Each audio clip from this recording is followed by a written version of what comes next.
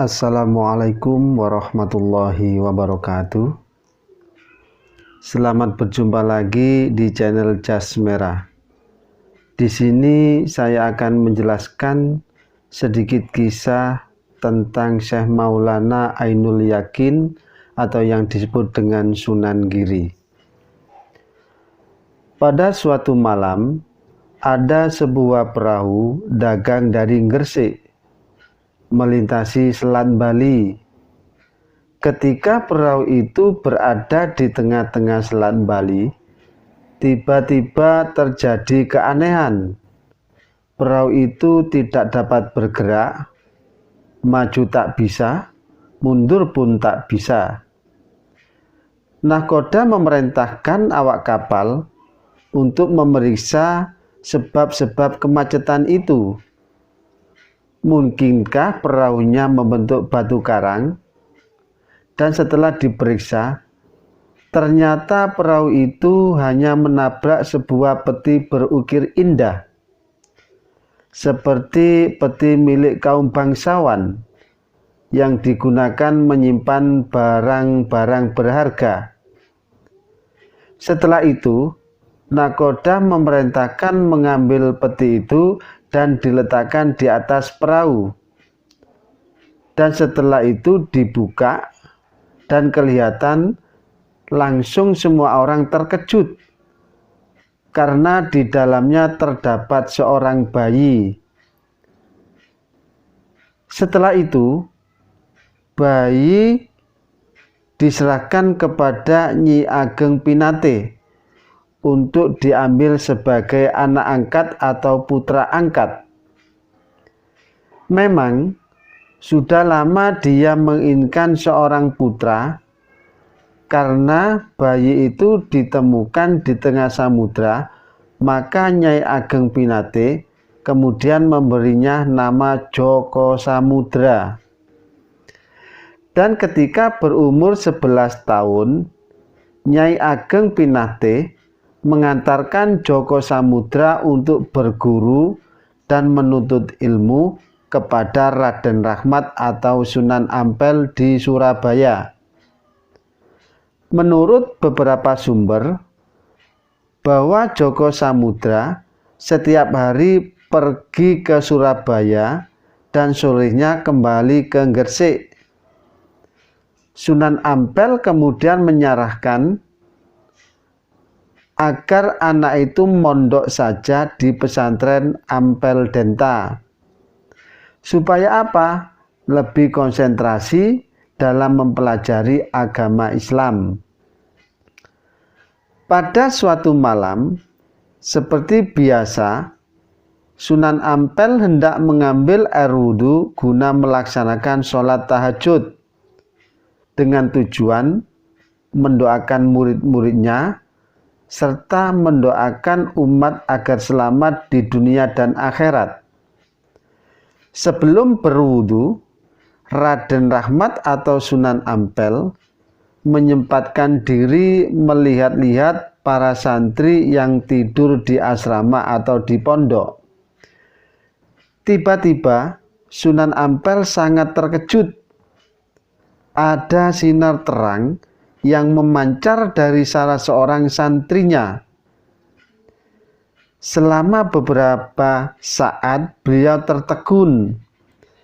Sinar terang itu menyilaukan mata.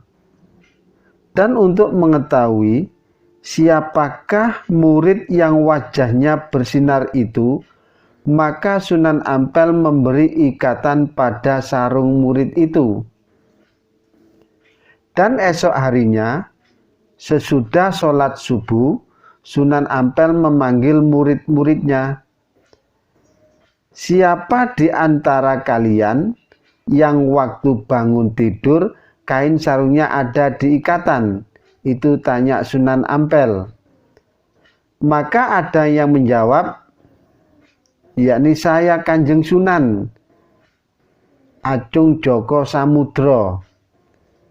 Melihat yang mengacungkan tangan Joko Samudra, Sunan Ampel makin yakin bahwa anak itu pastilah bukan anak sembarangan.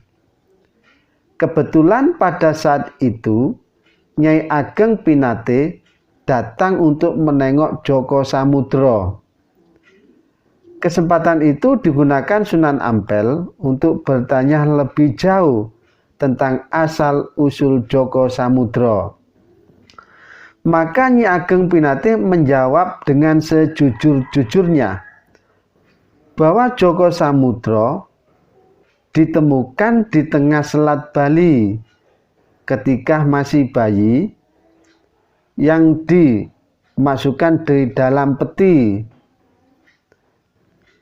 sehingga peti itu diambil oleh nakoda untuk diangkat putra oleh Nyi Ageng Pinate, sehingga petinya yang digunakan untuk membuang bayi itu hingga sekarang masih tersimpan rapi di rumah Nyai Ageng Pinate.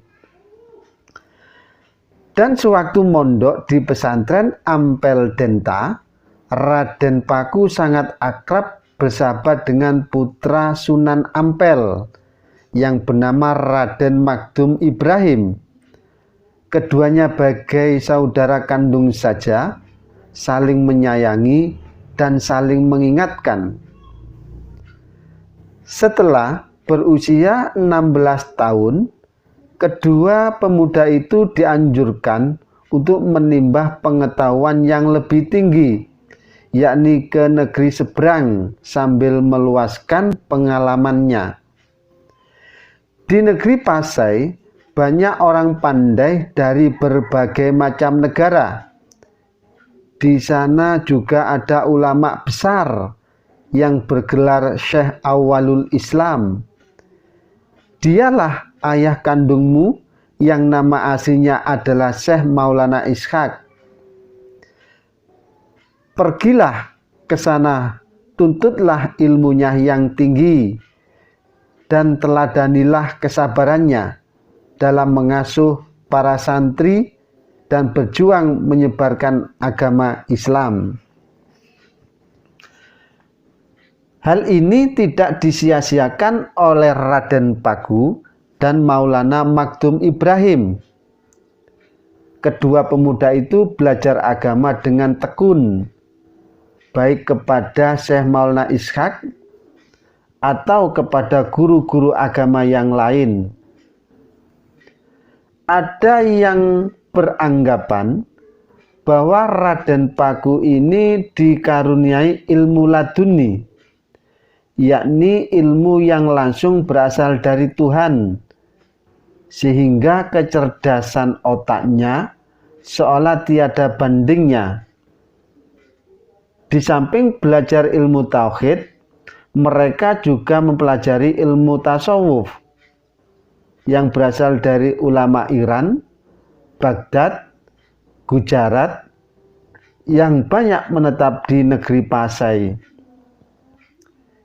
Ilmu yang dipelajari itu berpengaruh dan menjiwai kehidupan Raden Paku dalam perilakunya sehari-hari, sehingga kentara benar bila ia mempunyai ilmu tingkat tinggi. Ilmu yang sebenarnya hanya pantas dimiliki oleh ulama besar.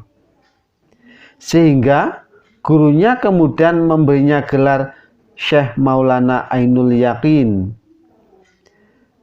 Setelah 3 tahun berada di Pasai dan masa belajarnya sudah dianggap cukup, maka Syekh Maulana Ishaq, kedua pemuda itu diperintahkan kembali ke tanah Jawa. Oleh ayahnya, Raden Paku diberikan sebuah bungkusan kain putih berisi tanah, mengisyaratkan kelak bila tiba masanya, dirikanlah pesantren di Gresik. Carilah tanah yang sama betul dengan tanah dalam bungkusan ini. Disitulah kau membangun pesantren. Dan kemudian kedua pemuda itu kembali ke Surabaya, yakni melaporkan segala pengalamannya kepada Sunan Ampel. Sehingga Sunan Ampel memerintahkan Makdum Ibrahim berdakwah di daerah Tuban, sedangkan Raden Paku diperintahkan kembali ke Gresik, yaitu ke ibu angkatnya Nyai Ageng Pinate. Dari perjalanan itu, ada beberapa jasa yang sangat besar yang dilakukan oleh Sunan Giri. Di antaranya yaitu penyebaran agama Islam di tanah Jawa, bahkan ke Nusantara. Baik dilakukannya sendiri sewaktu masih muda atau sudah usia lanjut. Ada juga penyebaran melalui murid-muridnya yang sudah ditugaskan ke luar pulau. Beliau pernah menjadi hakim dalam perkara pengadilan Syekh Siti Jenar, seorang wali yang dianggap murtad karena menyebarkan paham panteisme dan meremehkan syariat Islam yang disebarkan oleh para wali lainnya. Dengan demikian, Sunan Giri ikut menghambat tersebarnya aliran yang bertentangan dengan faham Ahlus Sunnah wal Jamaah. Keteguhan dalam menyiarkan agama Islam secara murni dan konsekuen membawa dampak yang positif bagi generasi Islam berikutnya.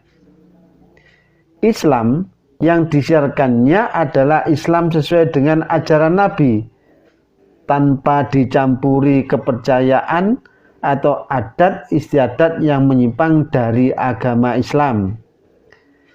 Di samping itu, jasa Sunan Giri, beliau juga berjasa besar karena beliaulah yang pertama kali menciptakan gending Asmaradana dan Pucung.